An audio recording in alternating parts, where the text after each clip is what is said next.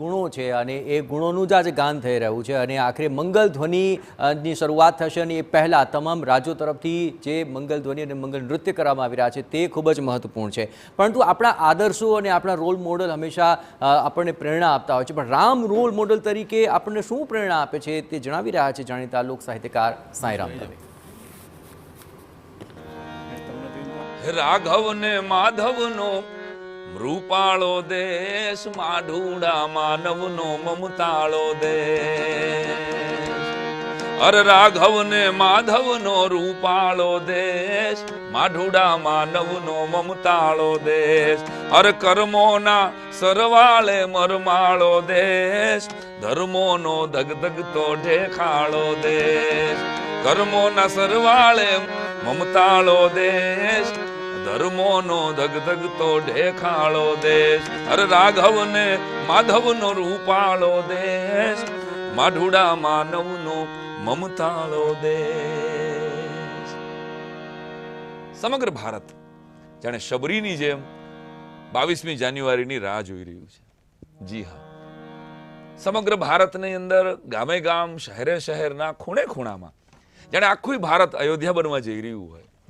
અયોધ્યા એક સમયે મારા ને તમારા દેશનો એક નાનકડો એવો ટુકડો હતો અને એ એક મંદિર કે જે સુપ્રીમ કોર્ટમાં ભગવાન રામના જન્મની રજા રહેતી હતી, એ સુપ્રીમ કોર્ટમાં આપણને ભગવાનને સાબિત કરવામાં વર્ષો થયા. પરંતુ 12મી સદીથી ઇતિહાસ આપણો એવું કહે છે કે ભગવાન રામની ભક્તિ છે એ વધારે પ્રબુદ્ધ એટલે થઈ કારણ કે જ્યારે જ્યારે પ્રજા ઉપર તકલીફ પડીને ત્યારે ત્યારે પ્રજાએ યાદ કર્યા કે આટલી તકલીફ કોની ઉપર પડી હતી, તો કે એક સામાન્ય મનુષ્ય તરીકે ભગવાન રામ એ તકલીફમાંથી બહાર નીકળ્યા છે. અને રાઘવ તકલીફોનો સામનો કરે છે હિંમતથી, વિવેકથી, શૌર્યથી અને તકલીફોમાંથી બહાર નીકળે છે અને સમસ્યાઓનું સમાધાન કરે છે. રાઘવના જીવન ચરિત્રમાંથી મને ને તમને ઘણું બધું શીખવા મળે છે. આજની આખી એક યુવા પેઢી જે ઘણીવાર એવું લાગે કે એને આ રામાયણ અને આ મહાભારત અને આ થોડા ઓલ્ડ ફેશન લાગે, એને લાગે આ બધી ભગવાનની વાતો છે. પરંતુ ભાઈ, આ ભગવાનની વાતો મને તમને જીવન જીવવાની જડીબુટી આપે છે. તો અયોધ્યાની અંદર જ્યારે રામ મંદિર બનવા જઈ રહ્યું છે અને બની ગયું છે, 700 વર્ષનો સનાતનીઓનો ઇંતજાર પૂરો થવા જઈ રહ્યો છે, મંગલ ઘડી આવી છે, ત્યારે મને એક ઘડી યાદ આવે છે કે એ આજ વગડાવો વગડાવો રૂડા શરણાયુને ઢોલ, આજ વગડાવો વગડાવો રૂડા શરણાયુને ઢોલ. એ શરણાયુને ઢોલ પ્રગટ દીવડા જા કમજોળ, એ શરણાયુને ઢોલ પ્રગટ દીવડા જા કમજોળ. આજ વગડાવો વગડાવો રૂડા શરણાયુને ઢોલ. હજારો રામ ભક્તોએ ભગવાન શ્રી રામને આ મંદિરમાં બિરાજમાન કરવા માટે પોતાના પ્રાણોની આહુતિ આપી છે.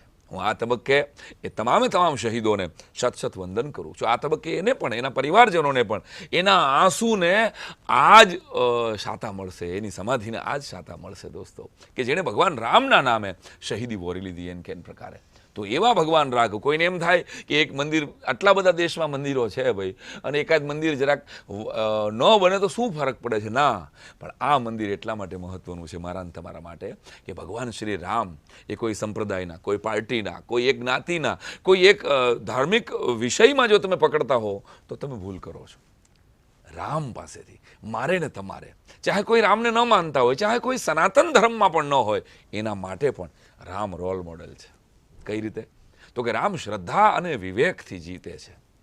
રામ જ્યારે, વાર્તા તો હું તમે બધા જાણીએ છીએ કે કૈકેયીના વચનથી દશરથ પાસેથી વચન માગી અને રામને એ વનવાસમાં મોકલી દે છે, ત્યારે ઘટનાઓ નાનકડી છે. 5 વર્ષની શબરી હોય અને 5 વર્ષના શબરીને નારદજી એમ કહી દે કે બેટા તું તો વનવાસી છો, ભીલ સમાજમાંથી આવે છે અને મને ભગવાન મળશે. ત્યારે એના શબરીના પિતા તો એ કસ્બાના સરદાર હતા, એના એ સમયે તો બાળ લગ્ન થતા હતા અને શબરીના લગ્ન કરી નાખવાની તૈયારીમાં હતા. અને ત્યારે નારદજી આપણા ડાંગના એ જંગલની અંદર નાની એવી 5-7 વર્ષની શબરીને એમ કહે છે કે તું જો રામનું નામ લે તો તારી ઘરે ભગવાન અચૂક આવે. અને 5-7 વર્ષની સબરીને પોતાના ગુરુના વચન ઉપર ભરોસો બેહી ગયો અને રામ રામ રામ રામ રામ રામ રામ કરતી જપવા મંડાણી. અને 75 વર્ષના જેમ હરદ્વારના પગથિયા માથેથી ગંગાજી અલગોઠિયા મારીને વહી જાય એમ 70 વર્ષના ચોમાહા વયા ગયા. હાથની શરીરની ચામડી લબડી પડી, આંખોની ઓજસ ઓછા થયા. રોજ હવારના પોરમાં ડોહી થઈ ગયેલી એક વૃદ્ધા એ પોતાના ઘરના વાસીદા વાળે એ ઝીણા ઝીણા બોર તપાસે, ફૂલડા તોડે. આજ મારા રામ જરૂર આવશે. ત્યારે આપણું લોક સાહિત્ય તો એમ કે પંપા સરોવરને કાંઠે રહેલા ઝાડવા પણ રામ રામ રામ રામ રામ રામ બોલવા મંડાતા હતા. એવા સમયે રામ આવ્યા નહોતા, રામને આવવું પડ્યું હતું.